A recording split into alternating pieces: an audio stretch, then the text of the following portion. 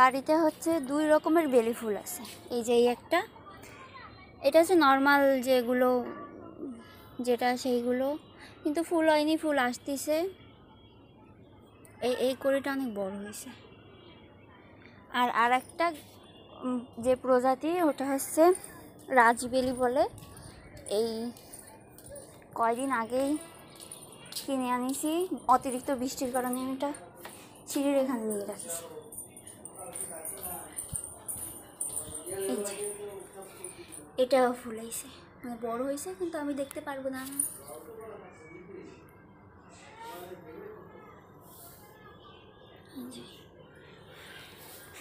এগুলো বৃষ্টির জলে এত বাজে অবস্থা হয়েছিল যে আমি ভিতরে এনে রাখিছি, এখনো বাইরে নেওয়া হয়নি।